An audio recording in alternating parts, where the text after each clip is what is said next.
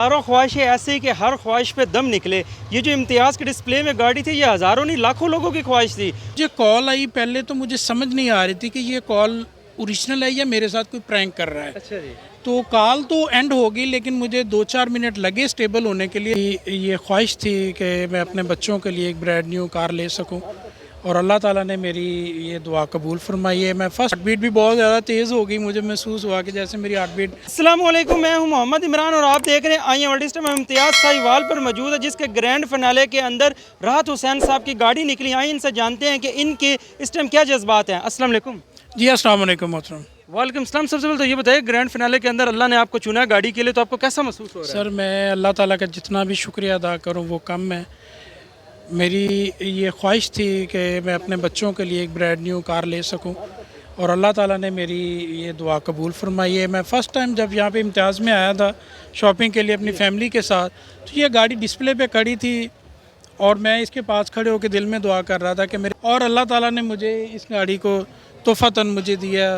मैं अल्लाह ताला का जितना भी शुक्रिया अदा करूँ वो कम है। अच्छा राज साहब, ये बताइएगा, जिस टाइम आपको खबर मिली कि आपकी गाड़ी निकली है, तो आपके क्या लम्हात थे और आप क्या कर रहे थे? फर्स्ट जब मुझे कॉल आई पहले तो मुझे समझ नहीं आ रही थी कि ये कॉल ओरिजिनल है या मेरे साथ कोई प्रैंक कर रहा है। अच्छा जी।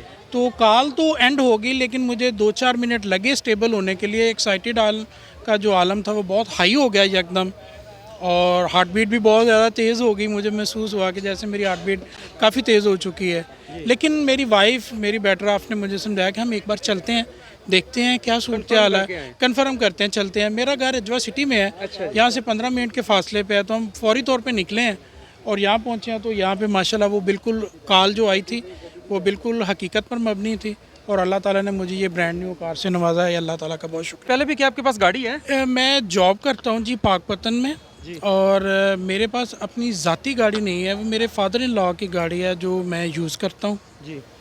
और अल्लाह ताला का शुक्र है कि अब मुझे अपनी मिल गया तो मैं अपनी गाड़ी यूज़ करूँगा। ये अल्लाह जब ताला। आप ये गाड़ी चलाएंगे, बच्चों को बिठाएंगे, अपनी मिसेस को बिठाएंगे, तो वो लम्हात, वो जज्बात और एक्सपायरेशन कैसी होगी? सर बहुत हाई है वो एक्सपेक्टेशन जो है ना, वो बहुत हाई है इस वक्त लेवल उनका।